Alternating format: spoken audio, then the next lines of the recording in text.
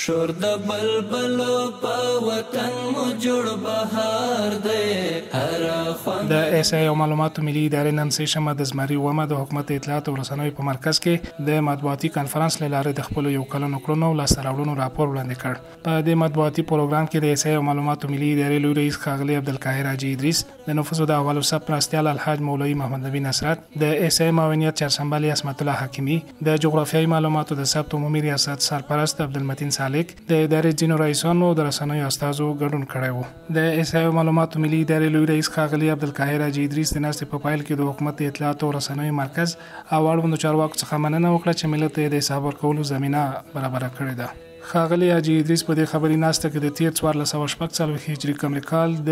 مهمو لاسته راوړنو په برخه کې وویل چې د عامه خدماتو د چټکتیا په موخه د کابل په ښار نو او په ننګرهار، هرات، بلخ او هلمند ولایتونو کې د اسان خدمت مرکزونه فعال کړي دي. موږ له ولس سره د خدماتونو په برخه کې د اسانتیا او د رامنځته کولو ژمنه تر ډیره بریده عملي کړې او د خپل منظمو پلانونو پر مټ وتوانېدو چې په دې کال کې د کابل په شهرنو او همدارنګه په بلخ، هرات، هلمند او ننګرهار ولایتونو کې د اسان خدمت نوي مرکزونه پرانیزو. د متحده عربي اماراتو د مرکز ترڅنګ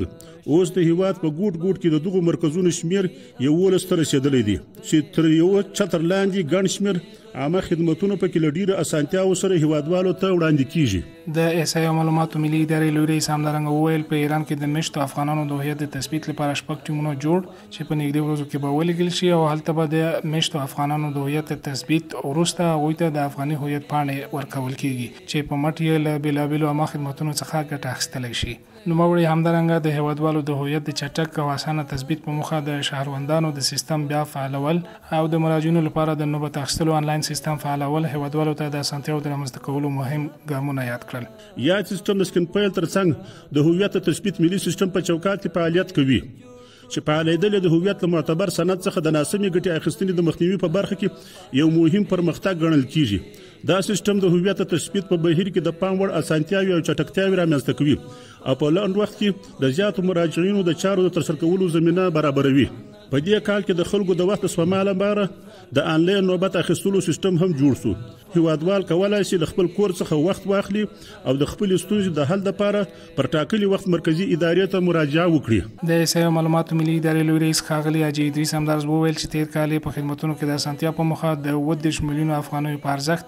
42 لوی او کوچنۍ پروژې تطبیق کړي دي. د دې ترڅنګ نوموړي زیاته کړه تیر کال 1451 رسمي او قراردادي کارکونکي اهلیت او وړتیا ته په کتو پر دندو کمل شوي او 41 پلاني او 100 فوق العاده قاضي هم ارزول شوي دي چې په پایله کې له قوانینو، مقرراتو او طرز العملونو څخه د سرغړونې له امله 28 تنه کارکونکي منفک شوي، 128 تنه ته اختریه، 155 تنو ته توصیه ورکړل شوي او 19 تنه نور تبدیل یا تنزیل بد شوي دي. په 1440 کال کې د 41 پلاني او 100 فوق العاده قضیې ارزول شوي او تفتیش شوي دي. د دې تفتیش او ارزونو په پایله کې له قوانینو، مقرراتو او طرز العملونو څخه د سرغړونې له امله 20 تنه کارکونکي منفک شوي، 108 تنو ته اختیاریه ورکول شوې،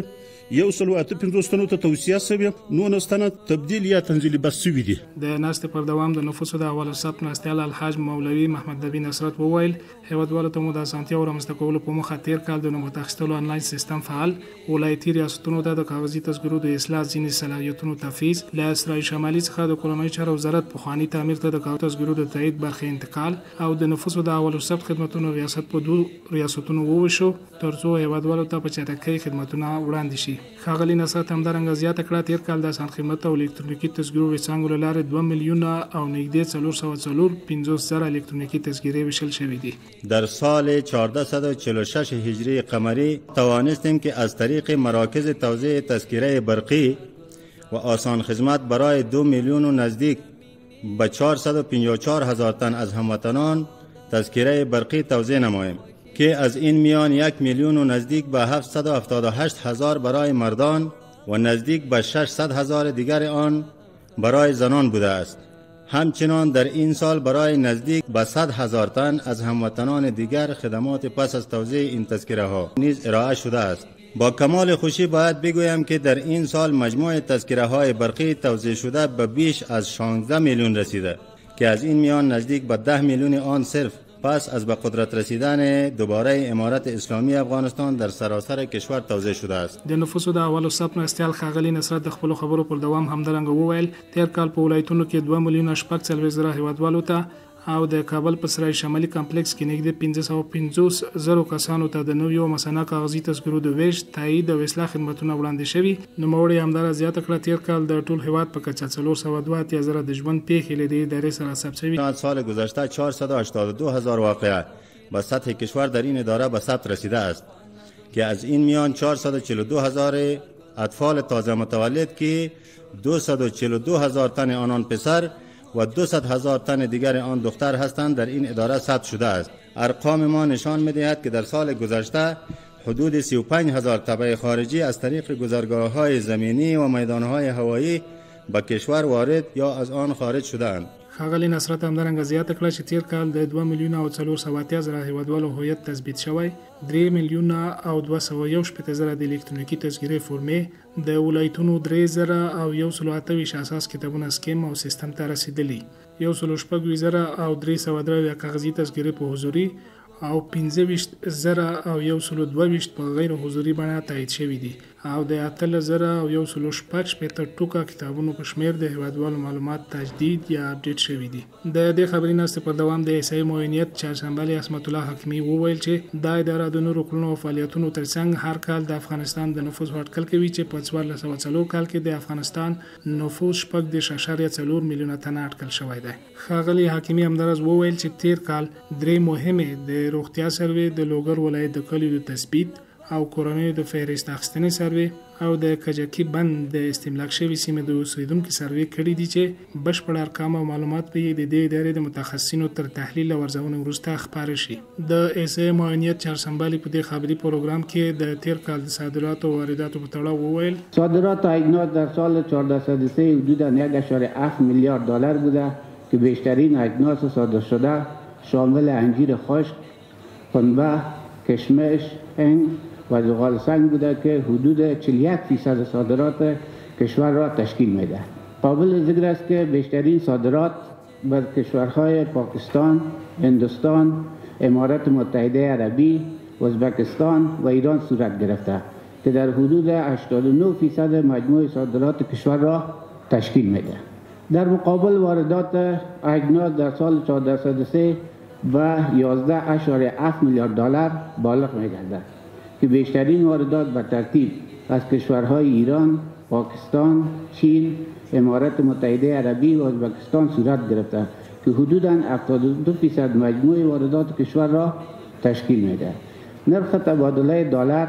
در مقابل افغانی به طور اوسط از 78.8 افغانی در سال 1402 و 70.98 افغانی در سال 1400 کاهش نموده است. د ایسای او معلوماتو ملي ادارې د ایسای معاینیت چهارشنبه عصمت الله حکیمی همدارس وایي ارقام څرګندوي چې تیر کال د پړسوب کچه 4.2 سلنه ټیټه شوې چې 1.1 سلنه د خوراکي توکو او 0.1 سلنه د غیر خوراکي توکو د بیو د ټیټوالي لامل ده. له بل لوري د ادارې ارقام ښیي چې په 1403 کال کې مجموعاً 4.0 او 253 کورنۍ چې څه باندې 1 میلیون او 408 زره تنه کېږي په اجباري یا غیر اختیاري ډول له پاکستان، ایران او نورو هیوادونو څخه هیواد ته راستنه شوي دي. ورپسې د دې ادارې د جغرافیایي معلوماتو د ثبت عمومي ریاست سرپرست عبدالمتین سالک وویل چې د ادارې تیر کال د ریموټ سنسینګ ټکنالوژي څخه په استفاده او د سپوږمکیزو انځورونو د ارزونې له لارې د اوبیزې او للمیز ځمکې په ګډون تر کښ لاندې ټوله ځمکه تثبیت کړې چې پر بنسټ یې په هیواد کې 3 میلیونه هکټره ځمکه تر کښ لاندې وه